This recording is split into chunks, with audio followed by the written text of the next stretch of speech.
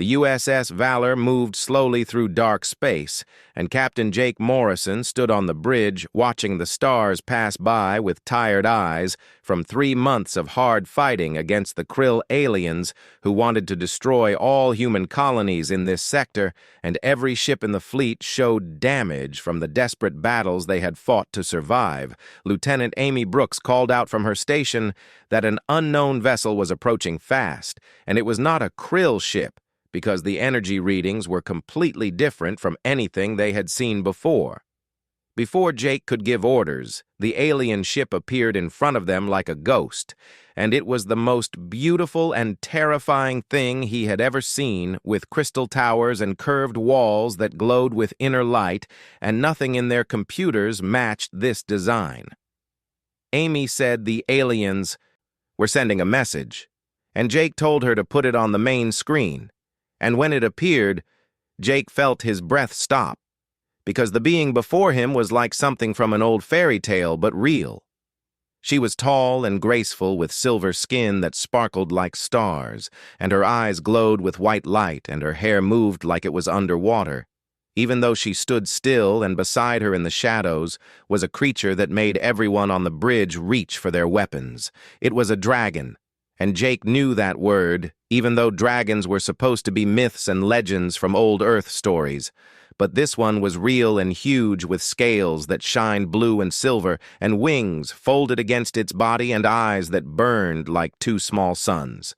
The woman spoke, and her voice was like music, but also held great power, and she said her name was Queen Lyria of the Starborn Dominion. And humans had entered her territory without permission, and their weapons were ready to fire, so they needed to explain themselves before she turned their ship into dust. The dragon behind her made a low growling sound, and smoke came from its nose, and Jake saw his weapons officer, Lieutenant Danny Hayes, whisper that the alien queen had locked weapons on them, and they could not win a fight against her. But Jake noticed something others did not see, and the queen's hand shook slightly as it rested on her throne, and her ship's walls behind her showed burn marks and damage. And when the dragon moved, Jake saw bandages wrapped around its huge front leg. They were not invaders coming to attack, and they were survivors, just like his crew trying to stay alive in a dangerous galaxy. Jake ordered his crew to power down all weapons, and Danny made a surprised sound but obeyed, and Jake told Queen Lyria that he was Captain Jake Morrison from Earth, and humans meant no harm to her people, and they were running away from a war and did not know this space belonged to her. Lyria's glowing eyes became thin and dangerous, and she asked why she should believe him, because his ship carried enough weapons to destroy a moon. Jake made a choice that could save everyone or kill them all, and he said because she was wounded too, and he could see it, and whatever she had been fighting had hurt her badly, and humans were not her enemy, and they just wanted to survive like she did. The bridge became very quiet, and the dragon growled louder, but Lyria raised one hand, and for a long time she stared at Jake through the screen, and her ancient eyes seemed to look into his soul. She finally said that Jake saw too much, and that made him either very smart or very foolish. And Jake waited to see if she would destroy them or let them live. Jake found himself on the alien queen's ship 3 hours later, against all the rules, and his officers had argued with him, but he brought only Dr. Lisa Carter, the ship's medic, with him. The inside of Lyria's ship was like walking in a dream, with walls made of living crystal that pulsed with soft light, and hallways that seemed to breathe, and the air felt heavy with something that seemed like magic. But Lisa's scanner said it was just exotic energy. Lyria waited in a medical room that looked more like a forest made of crystal trees and pools of glowing liquid. And the dragon lay beside her with its massive head on the floor, and its eyes watched Jake like a predator deciding if he was food. Queen Lyria said the dragon's name was Solaris, and he was her bonded companion and protector and oldest friend, and they had been together for 300 Earth years. Jake's eyes went wide, but he stayed calm and asked if he could see the wound on the dragon's leg. Lyria became suspicious and asked why he wanted to see it, And was he looking for a weakness to use against them? Later, Jake said no, and Dr. Carter could help if she was able to, and he had seen that Lyria was a queen who would die before asking for help, and Solaris was in more pain than he showed. For the first time, something changed in Lyria's ancient eyes, and maybe it was surprise or maybe it was hope. She spoke to Solaris in a musical language that sounded like wind blowing through crystal chimes, and the dragon rumbled but slowly held out his injured front leg, and the bandages were soaked with silver blood that glowed, and the smell of infection was bad even to human noses. Lisa came closer carefully with her scanner making soft sounds, and she said this was very bad because the wound was infected with some kind of death energy that was eating away at the tissue faster than it could heal, and without treatment, the dragon might not survive the week. She looked at Lyria with sad eyes and said she was sorry. Jake expected the queen to become angry, but instead her shoulders dropped, and for a moment she looked impossibly tired, and when she spoke, her voice was barely a whisper. She said, "The Void Seekers had done this, and they were machine beings that ate life energy to power their war, and they had invaded starborn space 3 months ago and destroyed 17 colonies, and her fleet was scattered across the sector, and Solaris took this wound protecting her when their main ship was attacked, and human medicine could not help him because this corruption was beyond their science." Lisa said maybe that was true, but she did not study alien biology for 4 years just to give up without trying, and she asked Jake if she could attempt a special medical procedure using human healing compounds mixed with things from the Queen's own medical supplies. Jake looked at Lyria and said it was her choice to make. The Queen studied them both for a long time and finally asked why they would help and what did they gain from this. Jake smiled, but it was a sad smile, and he said, maybe nothing. Or maybe they would gain an ally in a galaxy that had become too dark, and his grandmother used to say that kindness was the only currency that got more valuable the more you used it. And he did not know if they could save Solaris, but he knew they had to try. Something in Lyria's face changed, and she nodded once sharply and said to do it, but if they harmed Solaris, or if this was a trick, she would hunt Jake across the stars until the universe itself grew cold and died. Jake said that was fair enough and told Lisa to start working. Over the next 3 days, the crew of the USS Valor watched in shock as their captain stayed on the alien ship to help with the medical procedure, and Lieutenant Amy Brooks was in temporary command, and she had to answer nervous questions from other human ships about why the Valor was staying near a potentially hostile alien vessel on Lyria's ship, which she called the Moonspire. Jake and Lisa worked without rest, and the procedure was delicate and dangerous because one wrong move could kill Solaris or trigger the dragon's defenses, which would probably vaporize them both. But Lisa had always been smart under pressure, and Jake helped by acting as assistant and translator, bridging the gap between human medicine and starborn biology. Lyria stayed with them the whole time and refused to leave Solaris's side. And at first she watched them with suspicion, and her hand never moved far from the crystal weapon at her waist. But as hours turned into days, something changed between them. On the second day, she said Jake's hands were gentle, and for a warrior race, humans showed surprising compassion. Jake said humans were not just warriors while he carefully cleaned the wound, and Lisa prepared the next treatment, and he said the galaxy kept assuming humanity was nothing but violence and ambition, but humans were also artists and scientists and parents and lovers, and they contained many different things. Lyria was quiet for a moment, and said the Void Seekers assumed the same about the Starborn, and they saw weapons and dragons and an ancient empire, and decided the Starborn were conquerors who deserved to be wiped out, and they never asked what the Starborn truly were. Jake asked softly what they were. Lyria replied that they were guardians, and for 10,000 years, the Starborn had protected this region of space from threats that would freeze human blood, and they did not conquer but defended. But the galaxy saw their strength and feared them, and it had made them isolated and alone. She paused and added so quietly, Jake almost missed it that it had been 300 years since anyone outside her species showed her genuine kindness. Jake finally looked up and met her ancient glowing eyes and said then it had been 300 years too long. On the third day, Solaris's fever broke, and the dragon's eyes, which had been cloudy with pain, became clear and golden again, and he lifted his head and touched Lyria's face with his nose, and a sound like purring thunder came from his chest, and tears that glowed ran down the queen's face as she hugged her companion. She whispered that they did it, and looked at Jake and Lisa with wonder and said they actually saved him.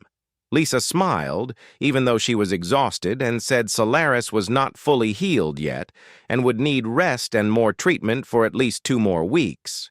But yes, he was going to survive. Lyria stood tall and drew herself up to her full impressive height, and when she spoke, her voice carried ancient authority, and she said that Captain Jake Morrison and Dr. Lisa Carter had done what she thought was impossible, and they had saved her bonded companion's life, and they had earned something no alien species had possessed in thousands of years, and they had earned the trust of the Starborn Dominion.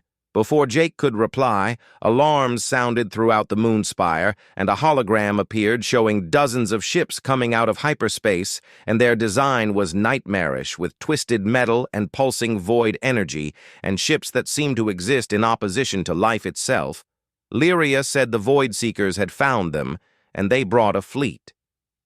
The bridge of the USS Valor became chaotic as Amy Brooks coordinated their response to the threat, and 23 Void Seeker vessels appeared, and each one had weapons that gave off the same death energy that nearly killed Solaris, and the Valor was outnumbered and outgunned and already running low on power.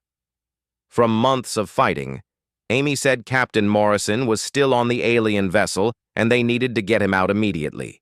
Jake's voice came over the communication system from the moonspire, and he said no, and told Amy to listen carefully because Lyria's ship was badly damaged and could not fight alone.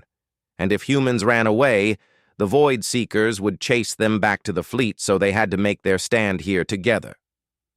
Amy said that was suicide because they did not have enough firepower.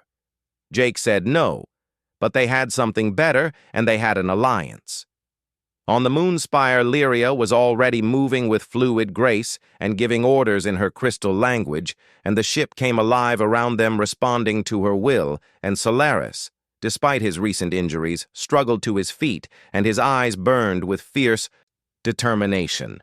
Lyria said Solaris wanted to fight, and she looked at Jake and told him what he was about to see was something no outsider had witnessed in 1,000 years, and it was the true power of a starborn queen and her dragon in battle.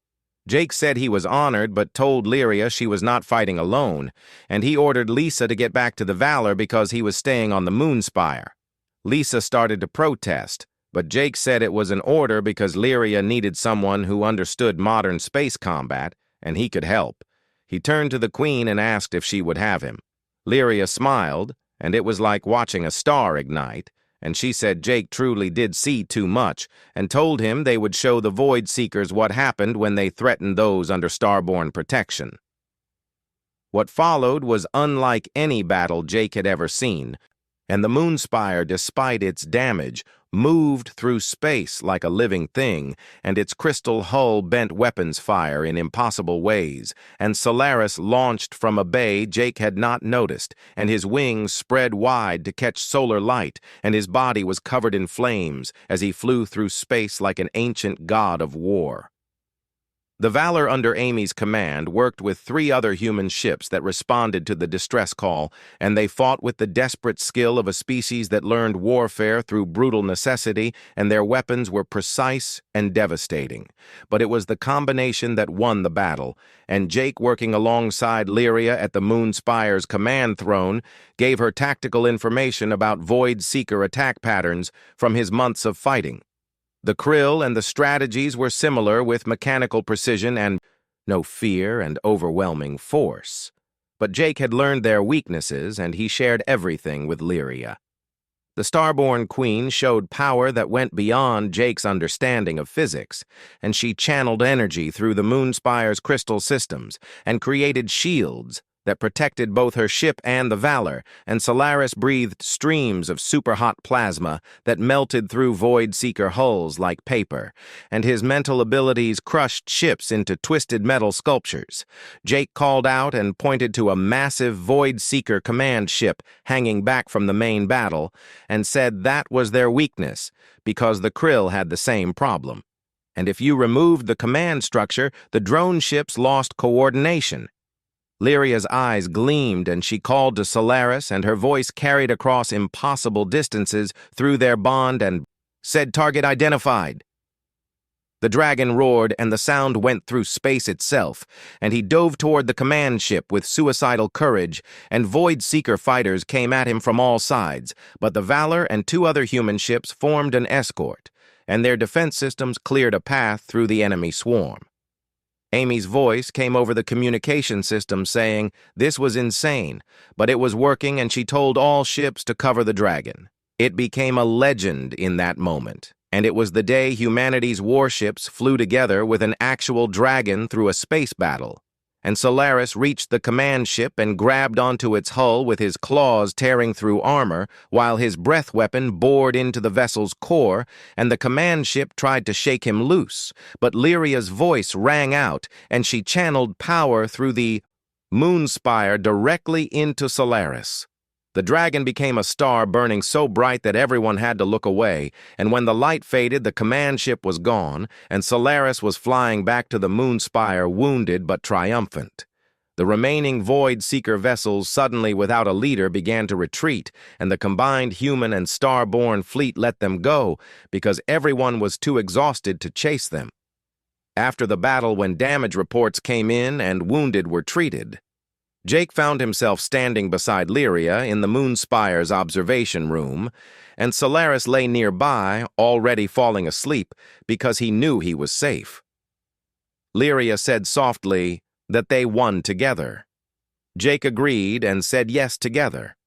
The Queen turned to him, and her ancient eyes showed an emotion he recognized as hope, and she said Jake had shown her something she thought was lost to the universe. And he showed her that different species could stand side by side, not in conquest or slavery, but in genuine partnership. And he asked earlier what they gained from kindness, and this was what they gained. 3 weeks later, Jake stood in the diplomatic chamber on the Moonspire watching history being made, and the room was filled with people from both sides, with human fleet admirals and starborn nobles, and at the center, Queen Lyria and Jake himself. Admiral Patricia Stone, who commanded the human fleet in this sector, still looked somewhat stunned by the whole situation, and she said, "Let me understand this correctly, because Jake accidentally found a powerful alien empire and healed their queen's dragon with antibiotics and medical techniques and fought off a mutual enemy together, and now she was proposing a formal alliance." Jake replied that was the summary yes, and kept his face professional despite how absurd it all sounded. Lyria stepped forward with Solaris at her side, and the dragon was fully healed now, with his scales gleaming and his movements powerful and graceful, and he had become famous among the human crews who called him Big Beautiful Death Lizard, with genuine affection. And Solaris seemed to enjoy the attention. Lyria said that what Captain Morrison was too modest to explain was that he did something no one had done in 10,000 years of starborn history, and he looked past their power and saw their pain, and he offered help without demanding payment, and he treated them not as potential threats or resources to exploit, but as people worth saving. She paused, letting her words sink in, and said the starborn Dominion had watched humanity for the past century, ever since humans first achieved faster-than-light travel, and they debated whether to make contact or remain hidden, and humans seemed so aggressive and violent and consumed by their conflicts, and the starborn feared they were another species that would bring only war. Admiral Stone asked carefully, "And what about now?" Lyria replied that now she understood humans were complex. And yes, they were warriors who were fierce and determined, but they were also capable of breathtaking compassion, and they risked everything for those they swore to protect, and they faced impossible odds with creativity and courage, and they were in many ways kindred spirits to the Starborn.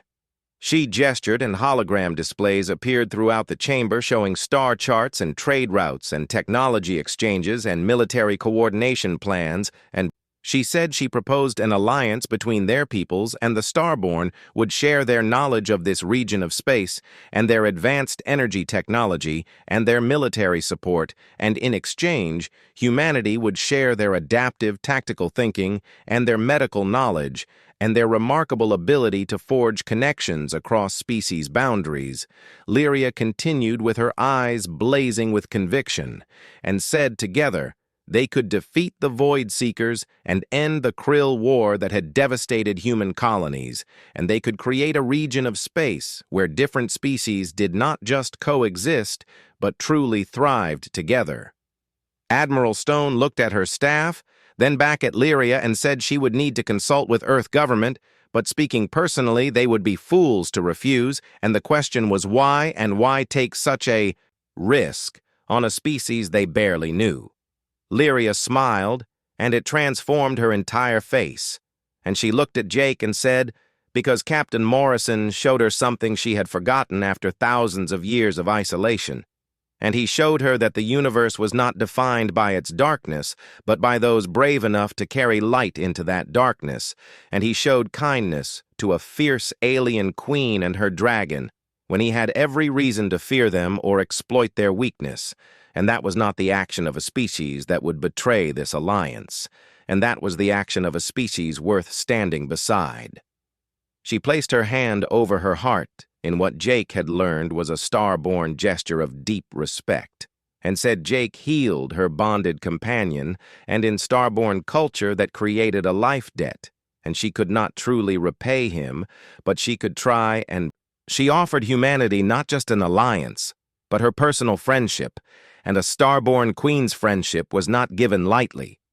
Jake felt his crew's eyes on him and felt the weight of this moment, and he stepped forward and extended his hand in a simple human gesture and said, the honor was entirely his, and he thought Lyria and Solaris were going to fit right in with humanity, because humans always had a thing for fierce warriors with hearts of gold and their loyal companions. Lyria laughed and actually laughed and took his hand, and Solaris rumbled his approval, and in that moment everyone in the chamber felt it, and the shift in the galaxy's balance and the beginning of something unprecedented. Admiral Stone cleared her throat and said, well then they should start discussing the details of this alliance, starting with whether that dragon would be interested in participating in joint military exercises, because she had a feeling the Krill would run screaming if they saw him coming. Solaris, understanding more than anyone gave him credit for, showed his teeth in what might have been a dragon's version of a smile. In the weeks that followed, news of the alliance spread throughout human space and beyond, and the footage of the battle with warships flying together with a dragon and a fierce alien queen and a human captain standing side by side became legendary, and children played games pretending to be either Starborn warriors or human fleet officers, and artists created magnificent works showing Solaris in flight, and diplomats from a dozen other species reached out suddenly interested in peaceful contact with both humans and the Starborn. Jake found himself promoted to ambassador, which was a position he never wanted but could not refuse. And Lyria visited the Valor, regularly bringing gifts of Starborn technology and stories of her ancient people, and Solaris became a fixture in human space, delighting in showing off for crowds and occasionally giving rides to brave volunteers. But it was the quiet moments Jake treasured most, with late-night conversations with Lyria about philosophy and leadership, and watching Solaris play with human children who fearlessly climbed on his back, and seeing two vastly different species learn from each other, not through conquest or slavery, but through genuine respect and friendship. One evening, as Jake and Lyria stood watching the stars from the Moonspire's observation deck, she spoke softly and said when the Void Seekers first attacked, and when she watched her people die and Solaris nearly perish, she thought perhaps the universe had grown too dark and that the age of wonders was over, replaced by an age of mere survival. Jake asked, "And what about now?" Lyria smiled, and her glowing eyes reflected starlight, and she said, now she knew that wonders still existed, and they just sometimes arrived wearing the uniform of a human fleet captain who was too stubborn to abandon a wounded dragon, and too kind to leave a queen to face her darkness alone, and Jake showed her that the universe was still full of surprises and good surprises.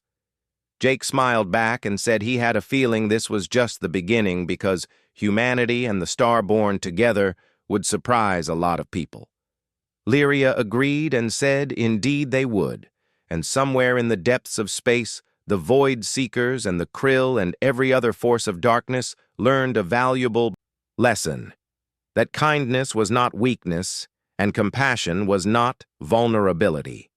And when different species chose to stand together in genuine friendship, they became something far more powerful than any weapon or empire. They became hope, and hope, as both humanity and the Starborn were about to prove, was the most dangerous force in the universe.